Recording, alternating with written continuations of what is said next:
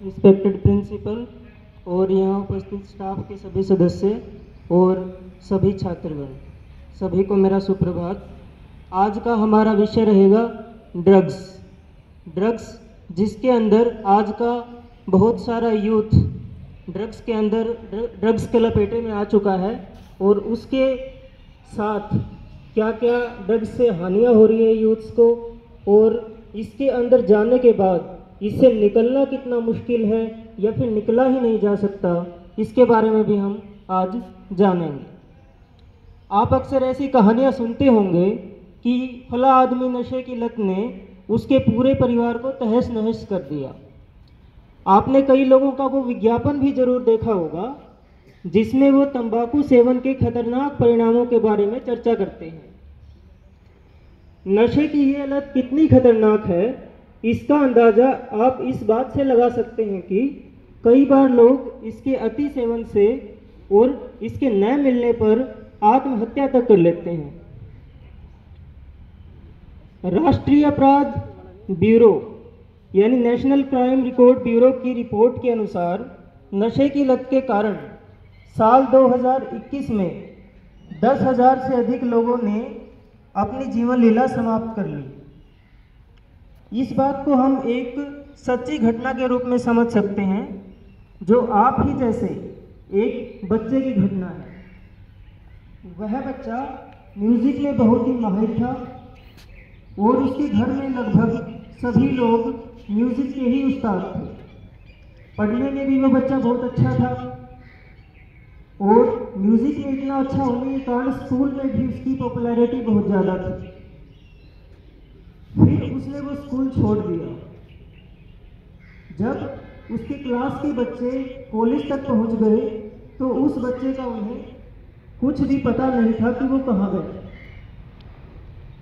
एक दिन कॉलेज में उसी स्कूल के दो दोस्त आपस में मिले और बातों ही बातों में उस बच्चे का जिक्र आया।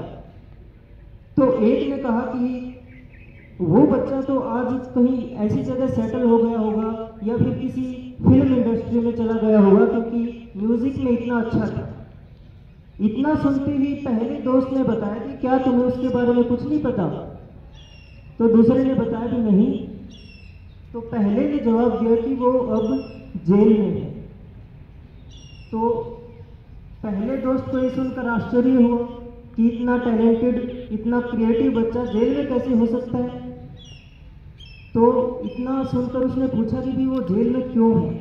तब उसने बताया कि जब वो ग्रेजुएशन करने कॉलेज गया तो उसकी थोड़ी संगति खराब हो गई, जिसको हम बैड कंपनी बोलते हैं।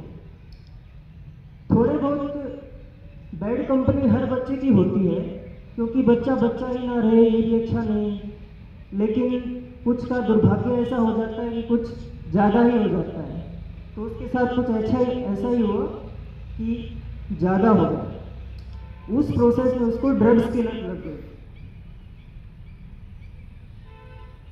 और ड्रग्स की आदत एक ऐसी आदत है जिसमें 1 वे का ही रास्ता होता है, 2 वे का रास्ता नहीं होता। यानी कि आप जा सकते हो, वापस नहीं आ सकते।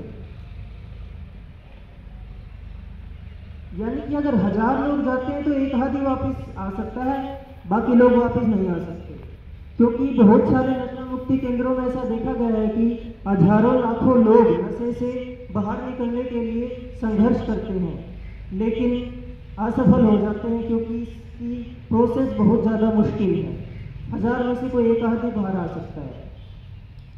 तो उस बच्चे को ड्रग्स की आदत लग गई कॉलेज में जाकर, और उसको पेरेंट्स को उस बात का पता ही नहीं था। और जब उसके पेरेंट्स को उसकी भनक लगी तो उन्होंने उसको घर वापस बुलाने के लिए दबाव डाला कि अब तुम घर वापस आ जाओ, वहाँ रहने की कोई ज़रूरत नहीं है। और घर वापस आने के बाद पहले तो उसका जो खर्चा था ड्रग्स का, तो जिस बैड कंपनी के साथ वो रहता था वहाँ से उसका खर्चा निकल जाता था, क्योंकि ड्रग्स बहुत ज़्यादा महंगी आती है, सस्ती नहीं मिलती। तो अब वो घर वालों से पैसों की डिमांड करने लग गया। अब घर वाले पैसे नहीं देंगे, इससे घर में झगड़े होने शुरू हो गए। तो इससे उसको अपने ही घर वालों के ऊपर गुस्सा आने लग गया। तो एक दिन ऐसा है कि एक दिन झगड़ा कुछ ज़्यादा हो गया और झगड़ा करके जब सब लोग सो गए, और ये एक सच्ची बात है, कोई कहानी नहीं है, तो आधी रात को उसने अपने परिवार के 5 लोगों का मर्डर कर दिया। और इस समय उसकी उम्र महज 18 से 19 साल है। खाने में उसने जहर मिला दिया उनके, उसमें से 4 लोगों की मौत तो तभी हो गई थी क्योंकि एक ने खाना नहीं खाया था और एक को उसने सोते टाइम मार दिया था, यानी 5 को उसने खत्म कर दिया उसी के परिवार में। यानी कि ड्रग्स से हम ये समझ सकते हैं कि ड्रग्स लेने के बाद इंसान का अपने दिमाग पर कंट्रोल नहीं होता। यहाँ तक कि जब नॉर्मली इंसान कोई ड्रिंक भी करता है, अगर वो भी लिमिट से ज़्यादा कर लेता है तो उसका भी अपने दिमाग पर कंट्रोल नहीं रहता। और ड्रग्स में तो ये बात बहुत ऊंचे स्तर पर पहुंच जाती है कि उसका दिमाग उसके कंट्रोल में नहीं रहता है।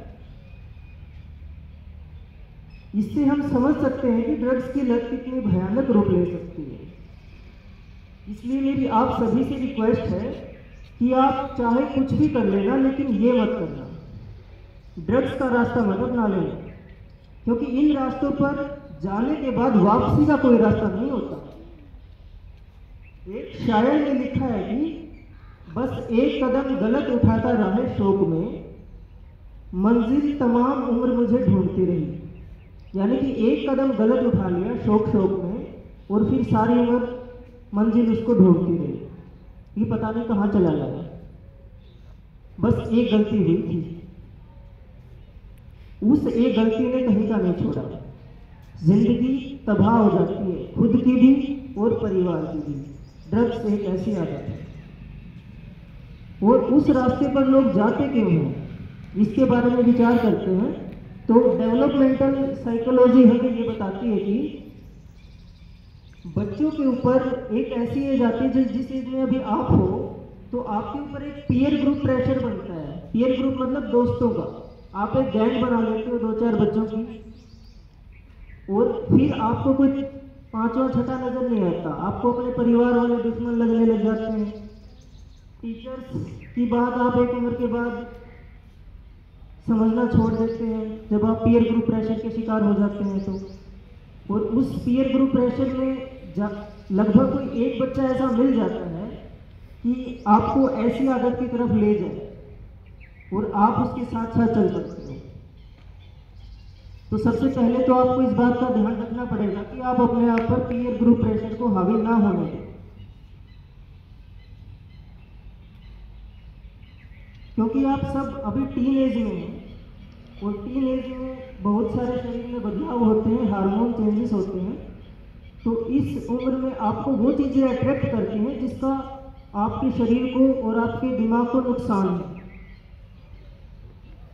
अभी आपको वही चीज़ें अट्रैक्ट करेंगे, इसीलिए आपको इनकी तरफ ध्यान नहीं देना पड़ेगा। अब कैसे अनुमान लगा सकते हैं कि कोई बच्चा नशे की लत में है? तो कुछ सिम्टम्स उसके अंदर देखे जा सकते हैं कि पुतलियों का साइज बड़ा हो जाता है, हाथों में कंपन,